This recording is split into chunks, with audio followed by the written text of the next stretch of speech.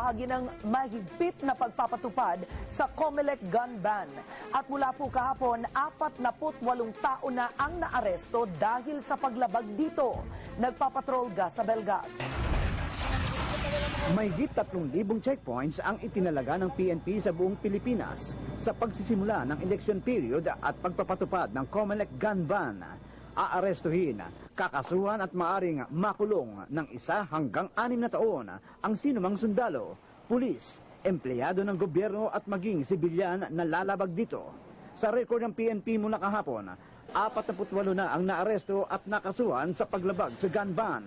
33 sa kanila ang sibilyan, 4 ang sundalo, 5 pulis at 6 ang empleyado ng pamahalaan. Normally naman kasi sa operational procedures ng police, they charge their charge of administrative cases apart from the criminal cases that they're charged with. Nag-submit na rin ang AFP ng listahan ng mga authorized uniforms. Okay, sa COMELEC upang makita po natin kung ano-ano itong mga uniforme na ito. Ayon kay PNP Chief Jesus Versosa, lalong pinaigting ang gun ban sa mga tinatawag na COMELEC hotspot. Sa kabuuan, may 15 probinsya at 558 na lungsod at bayan ang mahigpit na binabantayan ng PNP. Una nang naglibot si Versosa sa Mindanao. Now also, lahat ng DIP or close-in security to political candidates should be in uniform. Pinangangambahan ng pulisya ang pagdami pa ng bilang ng mga lumalabag sa gun ban, lalo na sa lugar ng tinatawag na COMELEC hotspots. Gasa Belgas, Patrol ng Pilipino.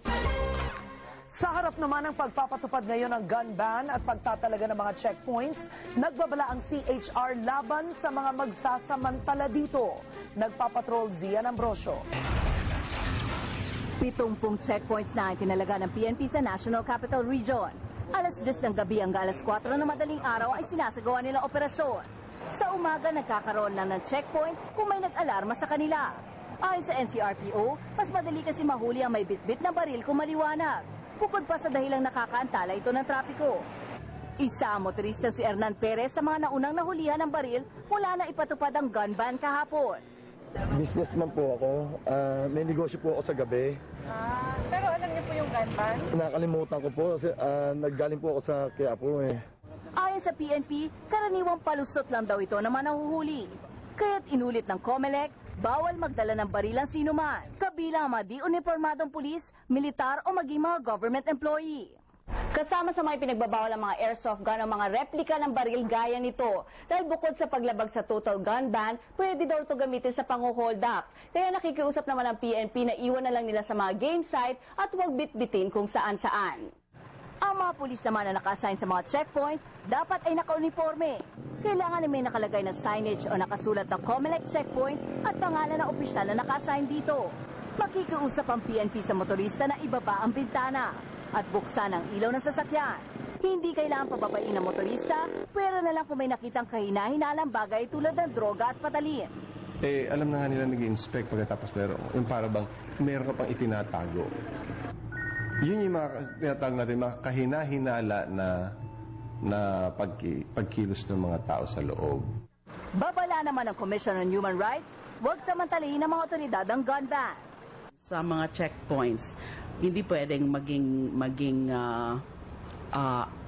venue yan for pangungutong. Kunan nyo ng litrato, makuha yung pangalan niya, at isumbong nyo ito. Magsasagawa ng random check sa mga otoridad ng CHR para matiyak na tama ang ginagawang pagsita sa mga motoristang dumadaan sa checkpoints. Zian Ambrosio, Patrol ng Pilipino. Patay ang 2 iniinalang karnaper nang magkabarilan nila ang mga pulis sa Commonwealth Avenue sa Quezon City kagabi. Nagpapatrol Dolan Castro.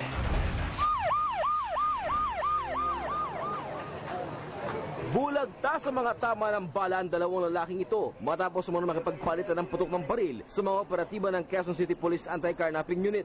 Alas 10 kagabi, sakay ng motorsiklong 2 na sila ay masita sa isang checkpoint. Imbes na tumigil, nakipaghabulan ng mga ito mula Commonwealth Avenue hanggang sila ay kumaliwa sa may Central Avenue kung saan sila na-corner hanggang sa nagkabarilan. Armado ng revolver at 22 na baril ang 2. Nung makita yung dalawang unit natin, bigla nag-U-turn yun sa kanto na yan. Nagkaroon ng habulan hanggang sa inabot dito. Bukod sa walang helmet, ang mga suspect na ito nakatawag pa sila sa mga operatiba. Ito nga po sinasabing tinamper na plaka nitong motor na ito. Makikita po ninyo, ito pong numerong ito yung numerong 9, pero ginawa nilang numero 8. Ito naman pong letrang P ay ginawa nilang letrang R. Patunay lamang na binago ng mga suspect na ito itong plaka ng nasabing motorsiklo.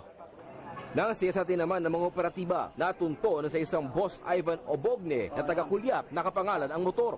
Ayon sa mga pulis, laging mahigpit ang kanilang operasyon. Lalo itong mga nakaraang linggo lamang, isang kotse at isang motorsiklo din ang kinarnap sa gilid lamang ng Pinoy Big Brother House sa may barangay South Triangle. Pero dagdag ng mga operatiba, sa implementasyon ngayon ng Total Gun Ban, tiwala silang mas mabilis na mahusukol ang mga armadong kawatan. Pero meron pa rin silang babala sa mga motorista. Yung motor, kung may maikakandado natin yung gulong niya, ikandado natin sa bakal na ano. Ganyan din sa kotse natin. Yung kotse natin, napakamura ng steering wheel lock eh. Umaasa naman ng mga motorista na hindi nito magkatapos ang opensiba ng pulisya laban sa mga carnapper at carjacker. Dolan Castro, Patrol ng Pilipino.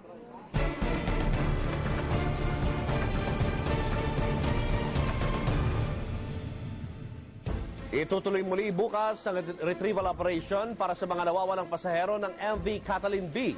Ito'y sa kabila ng pagkamatay ng isang diver noong Biyernes habang nasa laot. Pero di gaya nung una, nangontrata na ng mga diver ang may-ari ng Catalin B na sasama sa Coast Guard sa kanilang operasyon. Nagpapatrol George Carino. Malaking dagok sa pagsisikap ng Coast Guard sa retrieval operation sa MV Catalin B ang sinapit ng kanilang diver. Sa kasagsagan ng operasyon, nagkulap si Petty Officer 3, Arman Bonifacio. At sa kabila ng pagtatangka ng kanyang mga kasama na maisalba siya, binawian din siya ng buhay.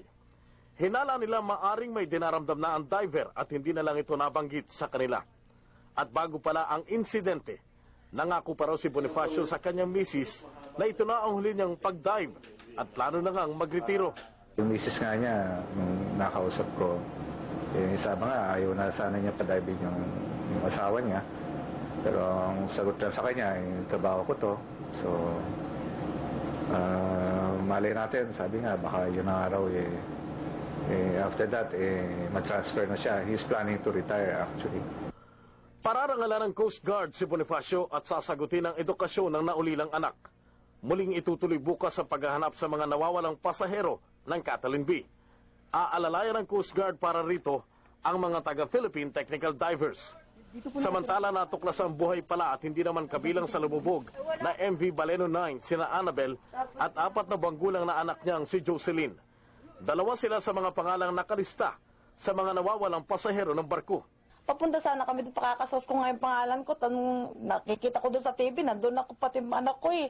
Kaya ako hindi naman ako namatay nga.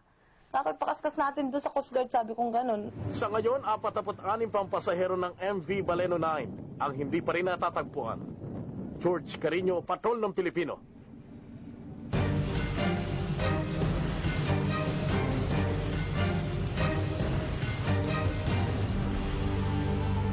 Hindi kontento ang marami sa mga Pinoy sa naging aksyon ng gobyerno para mapanagot ang mga nasa likod ng Maguindanao Massacre base sa isinagawang SWS survey. Ang ilang abogado naman at taga-media ayaw na rin iasa na lang sa gobyerno ang pagbabantay sa kontrobersyal na kaso. Nagpapatrol Cheryl Mundo. Tinutukan ng husto ng publiko ang karumal-dumal na Maguindanao Massacre. Ito rin ang naging paksa ng pinakahuling SWS survey nitong Disyembre. Sa survey tungkol sa opinyon ng publiko sa mga naging hakbang ng gobyerno para mapanagot ang mga sangkot sa massacre, lumabas na 44% ang hindi kontento rito, 41% ang kontento at 15% ang walang masabi. Mahigit isang buwan na mula nang mangyari ang krimen noong November 23.